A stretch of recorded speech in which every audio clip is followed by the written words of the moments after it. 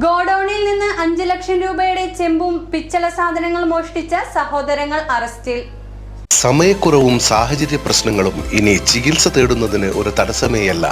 Labs MHLന്റെ എല്ലാ സ്ഥാപനങ്ങളിലും online doctor consultation ലഭ്യമാണ്.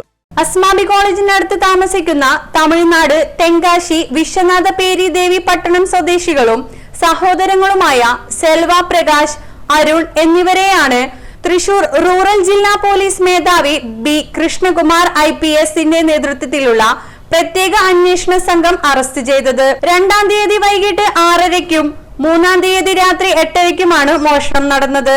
പട്ടാമ്പി സ്വദേശി കുന്നംകുളത്തിങ്കൽ വീട്ടിൽ സക്കറിയ, വാടകയ്ക്കെടുത്തിട്ടുള്ള മോഡേൺ ആശുപത്രിക്ക് പടിഞ്ഞാറ് വശത്തുള്ള റഫീഖ് എന്നയാളുടെ ഉടമസ്ഥതയിലുള്ള വീട്ടിലെ സ്റ്റോക്ക് റൂമിലെ ലോക്കിന്റെ താഴും പൊളിച്ച് അകത്തുകടന്ന് സ്റ്റോക്ക് റൂമിലും പരിസരത്തും സൂക്ഷിച്ചു വന്നിരുന്ന 5 ലക്ഷം രൂപ വില വരുന്ന ചെമ്പുകൾ, പിച്ചളകൾ, ബാറ്ററികൾ, അലുമിനിയങ്ങൾ, വയറുകൾ എന്നിവ മോഷ്ടിക്കുകയായിരുന്നു.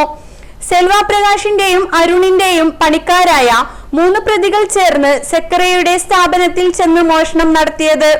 മോഷണ വസ്തുക്കൾ അരുണിന്റെ പിക്കപ്പ് വാഹനത്തിൽ ഇവരുടെ സ്ഥാപനത്തിൽ എത്തിക്കുകയും മോഷണ മുതലുകളാണെന്ന് മറച്ചുവെച്ച് പട്ടാമ്പിയിലുള്ള ഹോൾസെയിൽ ആക്രി കച്ചവടം നടത്തുന്നയാൾക്ക് മറിച്ചു വിൽക്കുകയുമായിരുന്നു.